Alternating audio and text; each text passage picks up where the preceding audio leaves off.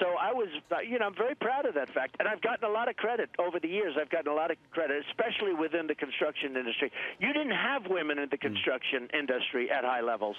And I think, the first to do it, in charge of major developments. Don't tell my boss, but I was hearing what you were saying on Fox News before you were on with us this morning. And when it came to tax policy, you were saying there are lots of plans. You got to figure out the plans. You got to make it simpler. You know you're going to have to do better than that as you go forward here in terms of putting out ideas that people can cling to. What do you think should be the top tax rate for someone, let's say, like you, who's a billionaire? I do a lot better right now. I mean, we're in a very formative part of the campaign, and I'm also forming. You got to understand, to be a successful person and a business person, you have to be flexible. The boxers say you have to go with the punches. You have to be flexible. You can't be just boom, boom, hard and fast.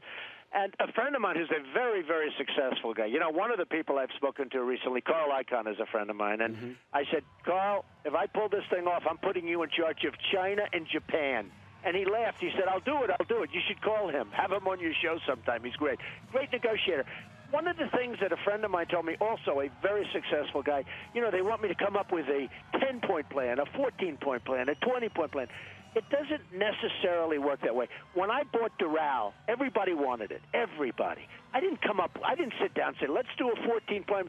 I went in and I got it, and I took it away from so many people. The old post office on Pennsylvania Avenue, which is under construction right now, everybody wanted it, believe it or not, from the government. The government, the whole thing, I mean, it's a government deal. Right. And I got it from the government and the General Services Administration.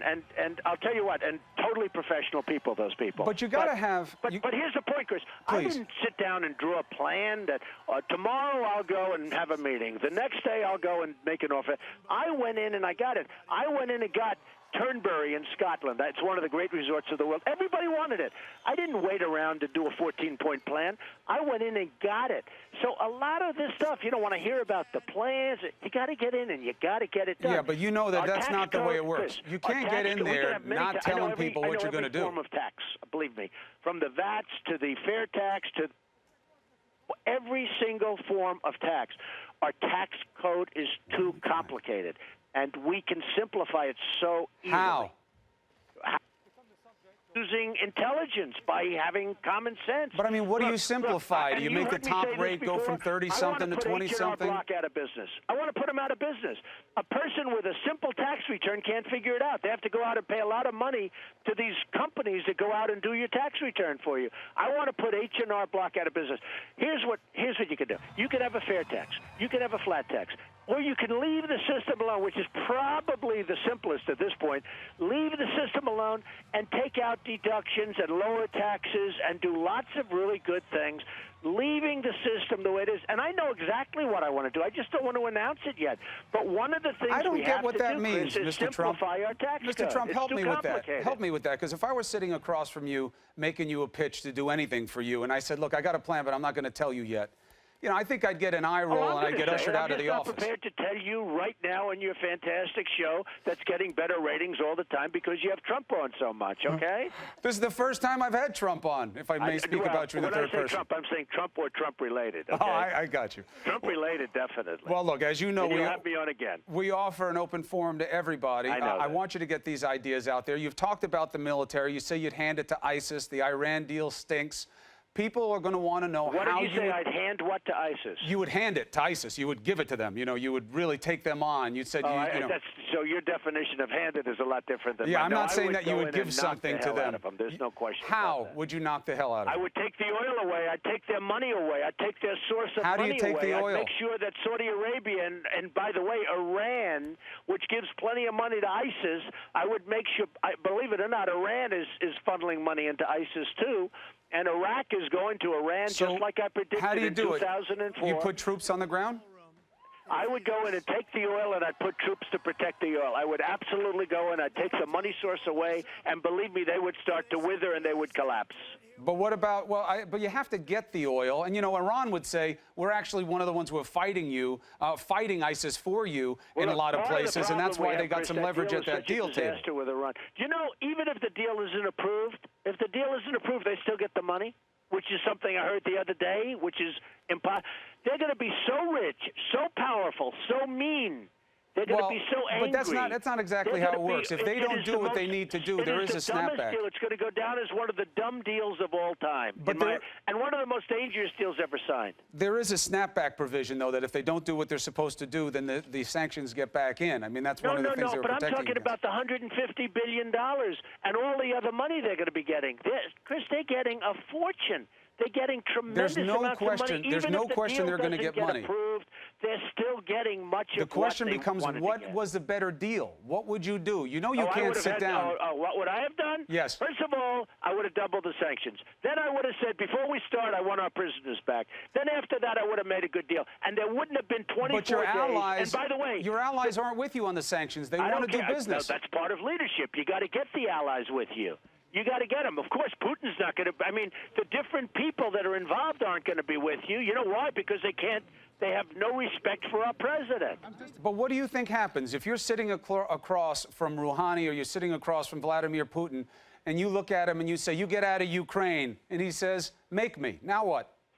Well, Ukraine's a whole different subject. All right, I mean, fine. You're Let's bringing stick up a with lot of different Iran. subjects. Listen, excuse me. Ukraine, why isn't Germany and Europe fighting for Ukraine? Why are we involved so much with Ukraine instead of Germany?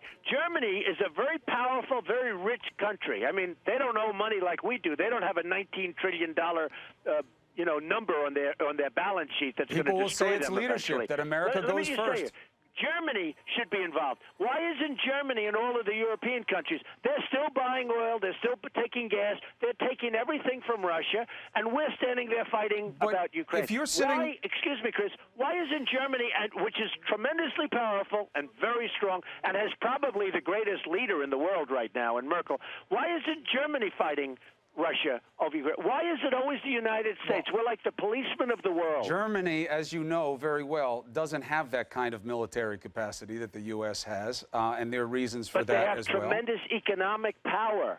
They can crush Russia. They have tremendous economic strength and power. But they have their own interests. See, and I mean, look, I know you know this stuff, Mr. Trump, and forgive me if it sounds like I'm teaching you about the world. You know it, and I know you know it. But I'm saying that there's a tendency to oversimplify situations. People buy into that, and then you're setting them up for disappointment. There's a reason that Germany doesn't do it. Is a good thing. Sometimes we make it too complicated. Yeah, but when you're sitting with Iran, when you're sitting at the table, give me 1 second, Mr. Trump. When you're sitting at the table with Iran, and you say, "Well, I'm going to double the sanctions," and all of your partners get up and leave because they don't want to. They want to do commerce, and you say you're not getting a nuke. They won't and leave. The Iranians say we already have it. We could have it tomorrow if we want. They won't leave if I'm president because they're going to respect our country. They're going to respect me.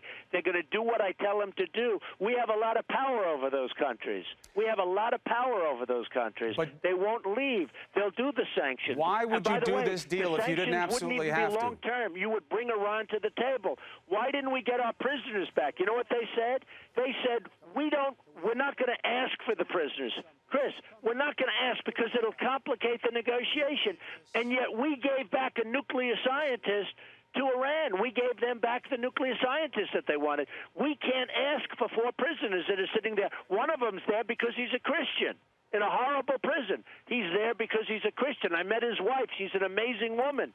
She doesn't know what to do. We don't even bring it up.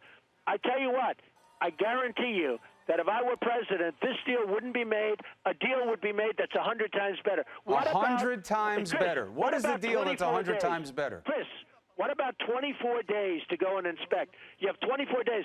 And what people don't say is before you get to the 24 days, it takes a long time because you have to start a process. Right, but look, you're not given any benefit of the doubt to the fact that they had to negotiate something. Of course you'd rather inspect right away than with any kind of notice. But how do you know there was an alternative? Chris, and why do you say that Secretary Kerry and these guys were incompetent? They didn't read the art of the deal, obviously. They're incompetent people. We have incompetent people. I watched on Charlie Rose, their chief negotiator. I watched. After watching him for 5 minutes, I tweeted. I said, do not let Kerry deal with this guy. This guy is too smart for Kerry. You know, the Persians are great negotiators, always have been. The Iranians are great negotiators, the Persians. And I will tell you, we are so out. We gave up on every point. We get nothing in this deal. They would say they negotiated on every point. They get all of this money. They still get the money. Even if there's no deal, they're getting billions and billions of dollars. We are represented, Chris, by incompetent people. And let me tell you, the sanctions will be doubled because I will convince Germany and I will convince all of the countries that we're talking about. India, China, people want to do business. I'll convince them. China, we have so much power over China. China has gotten rich over us. China has rebuilt itself with the money it sucked out of the United States and the jobs that it sucked out of the United States. We have tremendous power over China. Did you ever use Chinese money on any of your projects? Excuse me? You ever use Chinese money on any of your projects? I never use Chinese money, but I buy Chinese products because they keep lowering their currency. And today, if you look in the newspapers, the Wall Street Journal, the number one story is that they're lowering their currency yet again, big league, because you know what? They're just destroying us. Our currency is going up, which sounds good, but actually, if you look at what it's doing to our country, and they're cutting their currency, they keep devaluing their currency until they get it right. They're doing a big cut in the yuan, and it's going to be devastating for us. Couple more things. Chris, our companies cannot compete with China. Well, I understand that there are challenges there, and that's why we need the ideas to figure out how to turn it around. Identifying problems is important. Identifying solutions more so, especially if you're going to be president. Let me ask you something about what's going on at Fox. This situation seems curious from the outside. You talked to Roger Ailes. He says he cleared the air, and Megyn Kelly goes on her show, doesn't come at you, says that you're successful. Did you make a deal with Fox? Roger Ailes has been a friend of mine for a long time. He called me yesterday. He's a good man. Great relation. He's been a very good friend of mine, and he's somebody I have great respect for. I was very angry with the way I was treated, and, perhaps justifiably, I think justifiably, but Roger Ailes, who's an amazing guy and an amazing executive, frankly, he called me yesterday, and as far as I'm concerned, I'm fine with it. So you're over. It was part of the deal that Megyn Kelly wouldn't go on her show and attack you and keep it going? No, I don't care that. I mean, we didn't even discuss that. It's not about Megyn Kelly. She didn't come up at all when you were talking to Roger Ailes? It's not about that. Look, there was a misinterpretation of what I said. And look, what I said was obvious. There was nothing wrong. Unless you're a deviant, you don't put those words in. I mean, a couple of people, they tried to make a big issue out of it. That's not it. But you know what it was. Roger's done an amazing job at Fox. He called me, and I have no problem. You know what it was. The reason that people were inclined to see it that way was because of the other things you've said in the past about women, which is why I started this early on about whether or not you want to apologize for those. I don't know what it is exactly, but I don't know how you could have been. Hey, look, I went to the hardest school to get into, the best school in the world, I guess you could say, the Wharton School of Finance. It's like super genius stuff. I came out, I built a tremendous company. I had tremendous success, The Art of the Deal, The Apprentice, everything.